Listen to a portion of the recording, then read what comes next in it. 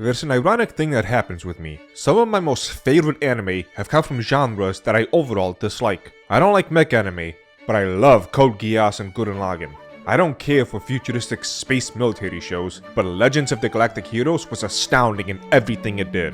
I avoid overly lewd shows like The Plague, but will sing the praises of Konosuba or Shimoneta. Anna, what are you doing? I'm feeling thirsty! This time let me taste some of your sweet love nectar! Love nectar? Just as I thought, that's where it comes out! And for Isekai, it is probably my most disliked out of all the genres of anime out there. The reasons of my dislike range from the straightforward and simplistic, like how many shows are just mindless carbon copies of themselves, done by writers who would not know a good story if they hit them with a truck, to the more esoteric and philosophical, such as too many people dive into the tropes of loser suddenly becomes overpowered overnight, and what I think it does to people's psyches. It's too reminiscent of that fat, balding 40-year-old who still holds on to the moments when he was a high school quarterback, only sadder because in this case it's people thinking if only they had magic OP skills in the harem, then they'd surely be that high school quarterback.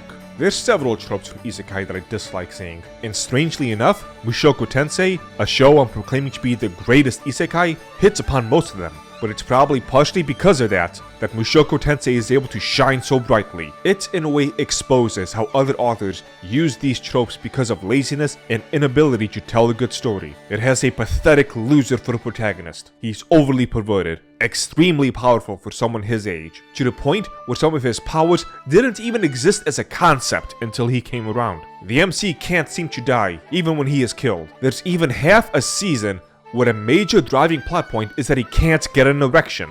These are all plot points that, if I were to see it in any other generic, churned out 12-episode isekai show, it would make me groan in annoyance if not outright stop watching. But here I am, declaring this show to be one of the best anime I've ever seen, and crown it as the greatest isekai, and I mean it. Let's take a look at why. First, let's take a look at the main character. Before Truck-kun, he was a fat, perverted shut-in who skipped his parents' own funeral in order to jack off to anime. Anyone who hears this would think he is a despicable human being, and his last-minute heroics with Truck-kun don't change who he is and the last 20 years of his shut-in life. When he awakens in this new land, he is still very much the disgustingly perverted person he always was. And this was all a beautifully done setup. One of the aspects of a redemption story that is overlooked far too often is that the character trying to redeem himself needs something to redeem, and we as the audience need to be made to want him to redeem. Rudius, nicknamed Rudy,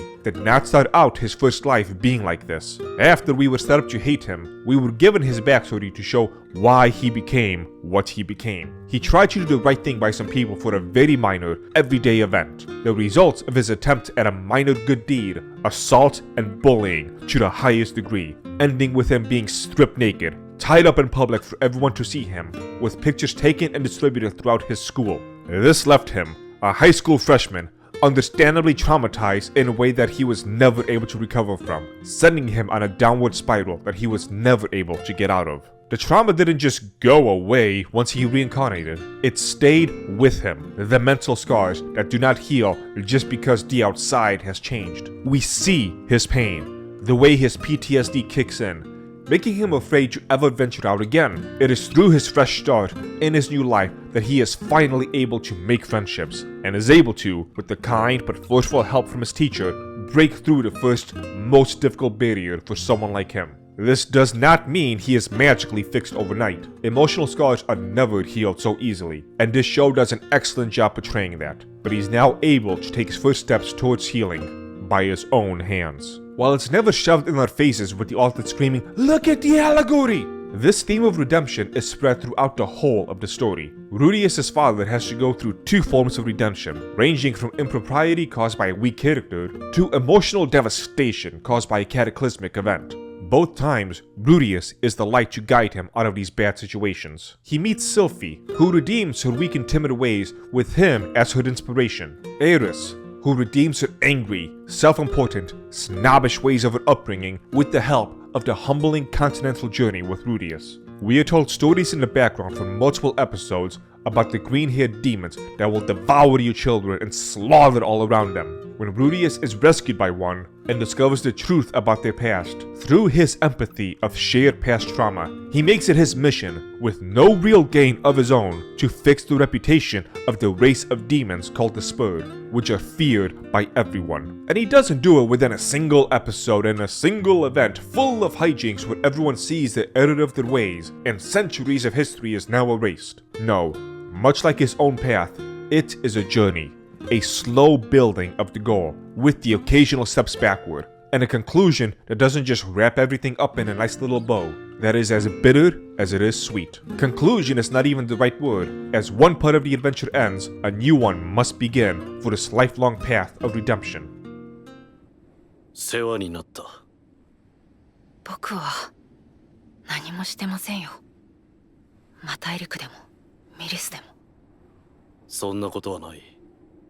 お前は愚直な俺にいろいろな方法があるのだと教えてくれた。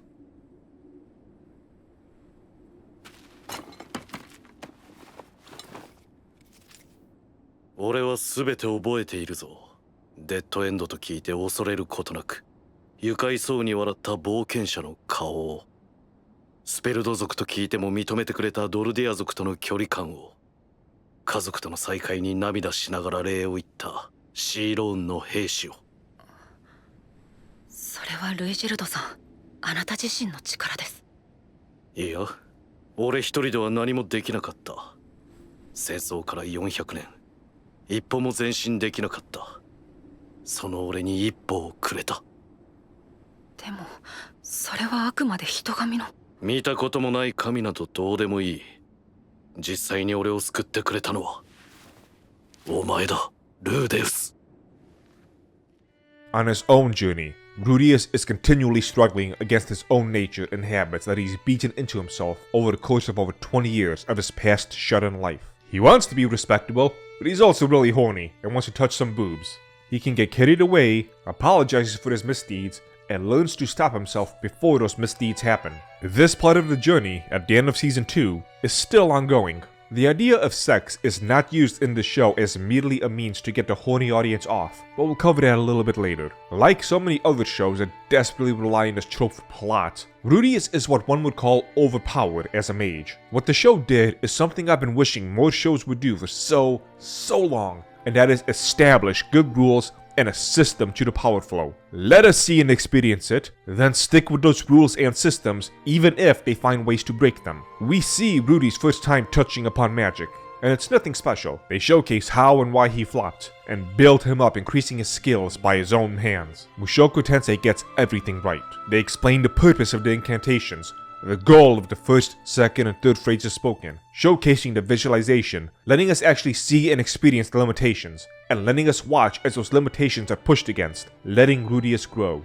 Rudius is amazing in this land, partially because of his incredibly high mana capacity, and his ability to cast magic without incantations. What makes this story feel unique is that, for starters, he wasn't just born able to do this. The population has what they were told were the rules of magic in this land, complete with a history of how magic came to be and a reasonable understanding of why people would have gotten things wrong for so long. Rudy discovered some new aspects to these rules, since in the beginning he had no one overlooking his training. And this is shown to us as Rudy proceeds to teach incantationless magic to two other people, something thought of as nigh impossible, and neither of the two are in any way gifted. The world he is in says that people's mana is decided upon birth, but he challenges that and discovers that, if trained at a very young age like him, you can indeed build up your mana reserves through training and exhaustion. He's not powerful just because the plot needs him to be, and he is certainly not invincible. One of the ways the show does it is it gives us the feeling of time and space. We start out with Rudius being born, and by the middle of Season 2, where the anime is up to by the time this video releases, he is only 15 years old, but we don't jump straight to him being 15. In the end of Season 1, he's only 13. By the first half of Season 1, he's even younger. The story progressively ages up Rudius, and with him, his physical and magical abilities, and even more importantly, his wisdom and experience. In no way does he remain the same character from start to finish. Far from it. It's not just him, we see the rest of the characters grow up with him. After the cataclysmic event happens, the pace of his continent trying to heal from the event can be felt over time as well. The kingdom isn't just suddenly rebuilt, and there is still clear work to be done even 3 years later.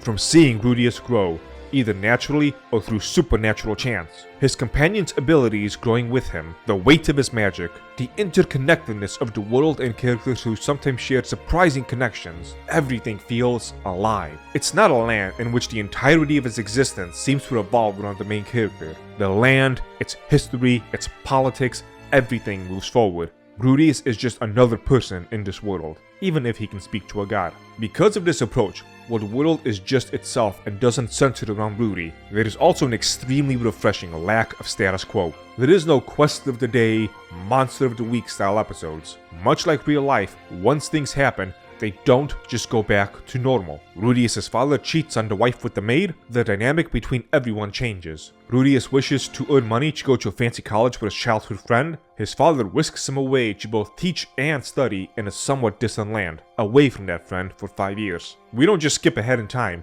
Those 5 years are actually 5 years of his life, or would have been if everything didn't suddenly go wrong. The mysterious cataclysm happens, and everyone in the giant vicinity of the blast is randomly teleported throughout the entire planet. And even that sudden event is actually set up with multiple episodes. Rudius and Eris are separated from the teacher and end up on a completely different, hostile continent. Their journey back is in a couple of episodes in a few weeks where they learn a valuable lesson on friendship and trust. The journey takes them 3 years, and like you'd expect in real life, many things happen in those 3 years. The characters have goals, but sometimes reality just comes along and uproots everything you've ever known, and nothing goes back to the way it was. Sex is a topic that, in most shows, annoy me. Not because I'm anti-sex. From what I understand, the act needs to be done to summon the storks. It annoys me because so many shows just seem to do such a poor job of it. It is either thrown in to get the viewer all horny and to overlook how shit the rest of the anime is, or it's done for some plot purposes, but feels like it was just thrown in without any proper build-up.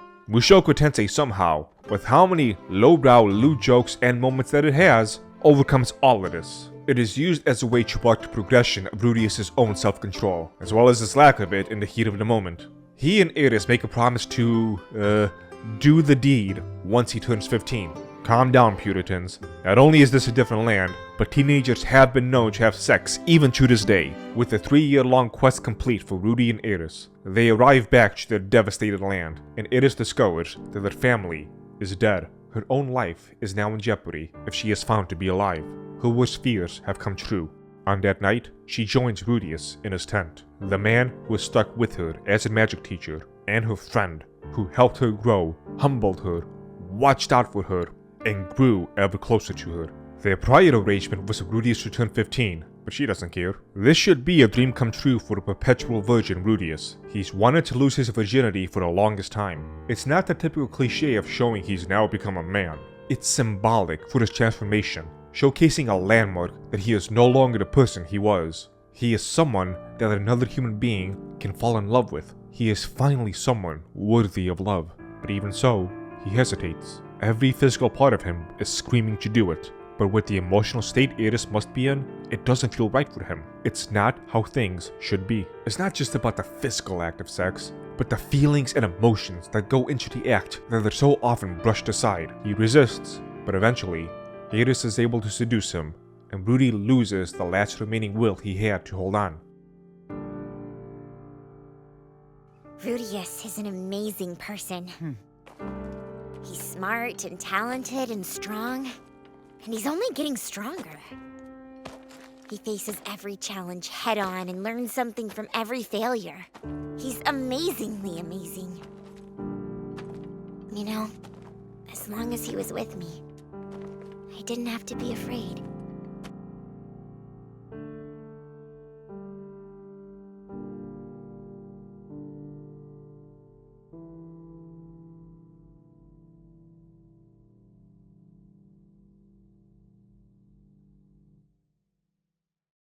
They spend the night together, and Rudius wakes up a happy, triumphant man. He's finally found love, someone to love, and someone who in turn loves him. The magical feeling that he had never experienced in his life. But this feeling of bliss is soon destroyed, for reasons he doesn't truly know, reasons he doesn't understand. Eris has left him, leaving nothing more than a vague, almost insulting note. She colored away her hair, took her sword instructor, and went off on a journey without him. For her, the journey is important, as she doesn't feel like she is the type of person who can be with Rudius just yet. She doesn't feel worthy of him. She needs to get stronger. But for our protagonist, this is not known. She has left Rudius a shattered, broken, hollow man. His first experience with love, with that deep connection between human beings that has existed forever, with the magic to create life itself, the body and mind reacting to form connections and attachments that can only happen in moments like this, and it was all stripped from him. I made the joke earlier about erectile dysfunction being the plotline for half of season 2, but now, maybe you can come to understand how it could become such a serious plotline. After Eris left him, he found that he was just unable to get into that mood anymore. Most of his family is missing, his friends are gone, he's gone through immense suffering and hardship, and now what seemed like his only anchor to humanity up and destroyed him, sending him spiraling back, almost to square one, to the shut-in he once was. There was something that happened while the episodes were airing that solidified my belief that too many people who watch anime are mindless troglodytes, and that good stories are forever wasted on them. During all of this downward spiraling, Rudy becomes close with another woman, and to thank him for saving her life, she offers to share a personal sexual connection with him. This is when Rudius discovers his erectile dysfunction problem. Just another issue to stack on top of him. The woman understandably feels insulted and humiliated. Rudius ends up getting drunk with another character, and says some mean and hurtful things when that woman was within earshot. His mind already warped by alcohol, loved ones leaving him, his entire life being destroyed and devastated. In his emotionally vulnerable state, he decides to end it all, and take his life, only to be spared by having his drunk partner save him. There was an uncomfortable, unreasonable amount of people who's taken this scene, this episode, these series of events that really stretch all the way back to the start of the series and the act of redemption, is nothing more than, LOL, Rudius wanted to kill himself just cause he couldn't get laid. Please, friends, have some literacy and sense of awareness when you watch these shows. Don't be such a filthy plebeian as to have these terrible takes. Learn to see the events of a story outside of the shallow, surface-level actions that take place. His new quest is funny to label as a quest to get an erection again. The jokes just write themselves. But again, it shows the brilliance of the writing to be able to take something that's so silly and fits in with the character, but make it so symbolically impactful. It's why when he is reunited with his childhood friend, now childhood love, Sylphie, he has a moment where he fears the events of his past will happen again, and he will be abandoned all over. The overwhelming emotional output of relief made this scene beautiful and impactful in a way that few shows are ever able to pull off. There is a myriad of other topics that this show does immensely well, from the treatment of non-main characters, to handling of post-traumatic stress disorder, to slapping Rudy back to reality after he gets too comfortable thinking of this world as just some anime. One of my favorite small moments in the show is the first time Rudius sees a human killed in front of him. He doesn't just wave it off as some unimportant event. The blood that's literally on his hands affects him, and becomes another thing he must internally overcome. Far too many shows take things like murder, mutilation, and decapitation as some sort of normal, everyday occurrence. Rudius is a human who has never experienced anything like this. Seeing someone's head be cut off in front of you is going to have an effect. All of this, and I haven't even spoken of the action scenes. Normally, this is where I would just let the video play and let the action speak for itself. Unfortunately, this part was also hit with copyright, so instead of letting the epic music from the series play uninterrupted, I need to ruin it with the sound of my voice. It didn't have to be this way, YouTube, and I apologize to those who would have otherwise been engrossed in this video. This is why I've talked so much about no longer trying to do quality content like this video, but instead bombing out low-effort, clickbait trash, because putting in so many hours just to be slapped in the face like this can only happen so many times until I've had enough! Mushoku Tensei, from the beginning to where the anime has stopped for now, has kept me engrossed and invested in ways that very few shows are able to do. Most isekai I tend to dislike. A few I have found to be pleasantly amazing, a cut above the rest. Mushoku Tensei stands and rises above all of them. I have occasionally picked up a manga from a good anime, but this is the first time to ever make me want to pick up a light novel and read from scratch. If you are someone who has never seen the show and was put off by it because of out-of-context jokes or scenes, I hope this video has changed your mind. Give this masterpiece a chance, and watch Mushoku Tensei, the greatest isekai.